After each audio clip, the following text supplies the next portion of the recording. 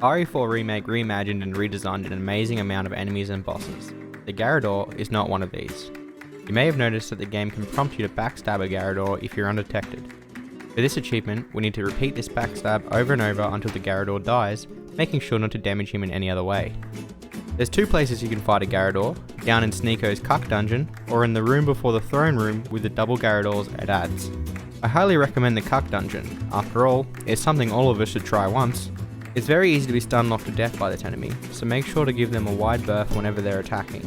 It took me 4 hits on the assisted difficulty to take the garador down, but this may vary depending on the difficulty you choose. The most important part is making sure your knife has enough durability to last the entire fight.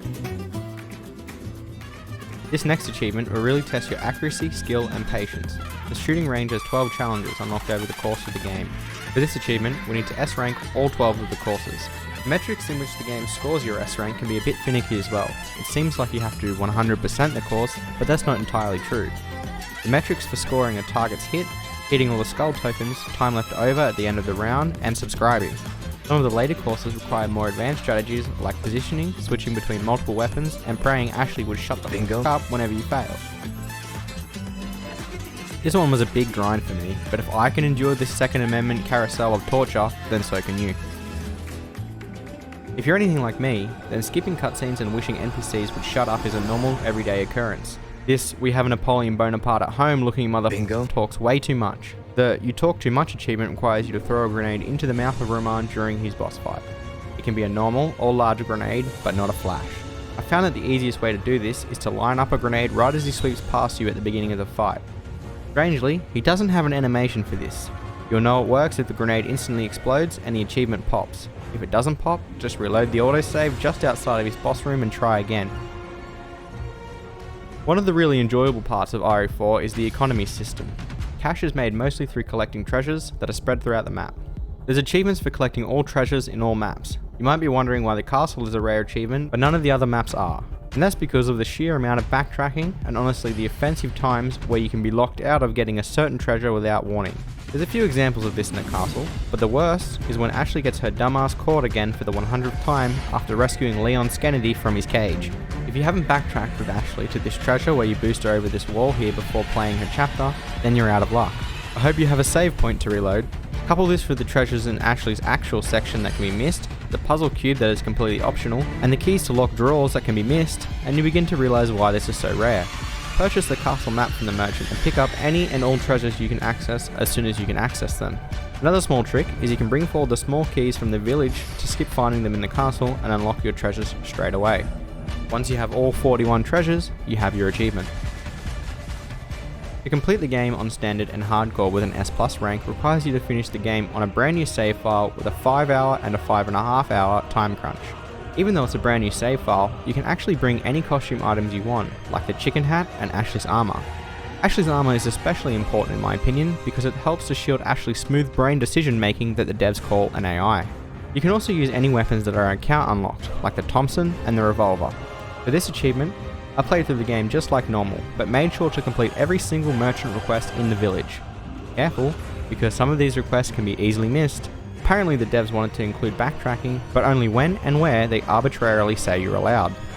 If you complete all of these requests, as soon as the castle section starts, you can buy a weapon upgrade ticket and unlock infinite ammo on the Tommy gun. It's going to be a bit of a challenge up until you do this, especially some of the bosses, but once you do, the rest of the challenge is essentially trivialized. I suppose you can go to the store now and purchase a ticket to use this strategy right from the start, but it's up to you if you want to line Capcom's pockets with even more money than you already have. There's a few sections I can recognise people might struggle with, but I think the big one is the village fight at the beginning of the game. For this, I just loosely copied the speedrun. Run to the right as you come in, stealth kill this old lady, then come around to this window, shoot this poor sick man until he dies, jump through the window, loot this grenade from this barrel, then throw it into the connecting room to kill as many as you can. Now just beeline for the shotgun and the grenade that's next to the shotgun, making sure to ignore big smoke along the way. Jump out of the second story window, throw a grenade down on the weak elderly people, then jump down and shotgun the rest until the bell rings.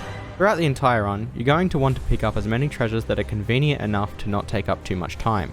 This is because upgrading the damage of the Tommy gun is quite expensive, and if you have enough spare, you can buy a rocket launcher or two to skip longer segments.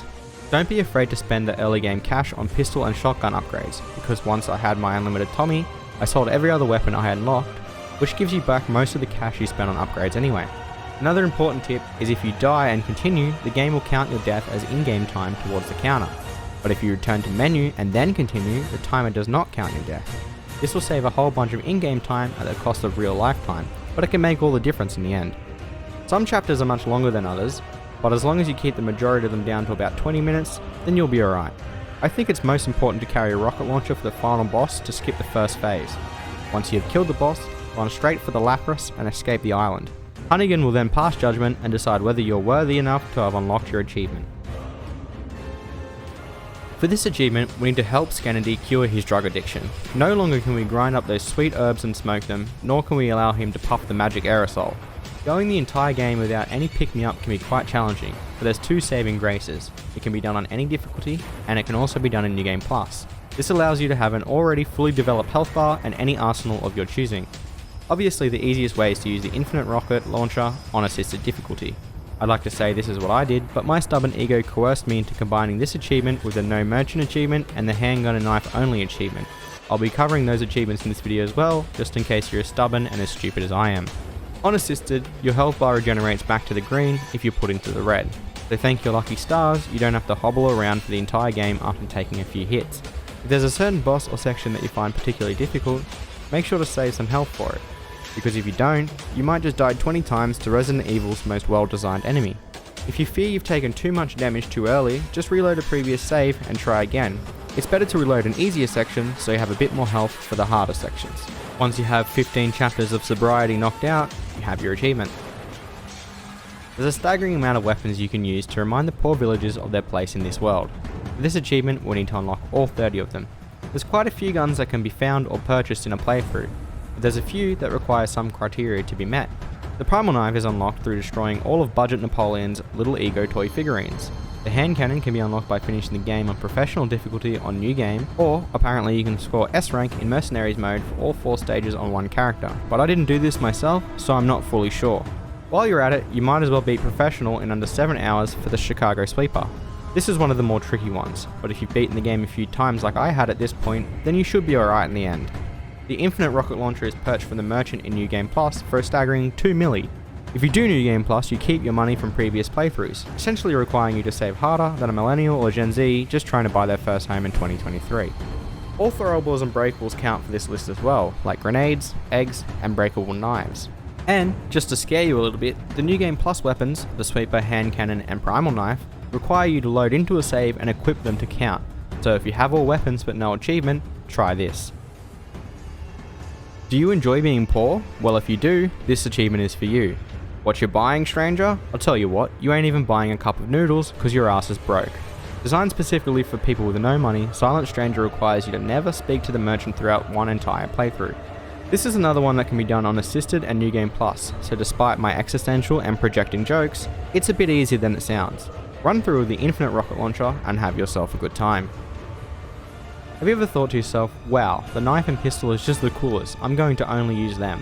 Well, if you have, you're a liar. Minimalist requires you to only use any weapons in these 2 classes for an entire playthrough. No bolty, no shotties, and sadly, no grenades. Again, Assisted and New Game Plus, but this is still kinda difficult even with those crutches. But there's a few things you can stack in your favour if you understand how the game codes ammo drops. Ammo will only drop for weapons in your inventory, besides a few static drops, so make sure you only have knives and pistols and sell everything else for upgrades and resources. Ammo drops also increase if you're low on ammo, so keeping gunpowder for fights where you're completely out is a good trick to maximise the amount of ammo you receive. It's also important to note there's a few sections that require you to use a weapon outside of the pistol or knife, but these are completely fine and won't void your achievements at all. Probably the hardest part for me was the final boss, as I had never killed it without the rocket launcher. Although, it's not as important to bring tons of ammo here as you might think, because there's plenty of boxes and enemies to kill here if you're low. I still bring as much as you can though, just to be safe. Once you've completed this achievement, you have Resident Evil 4's rarest achievements. Thanks for watching, subscribe if you enjoyed, and comment "I'm poor" if you made it this far so I know.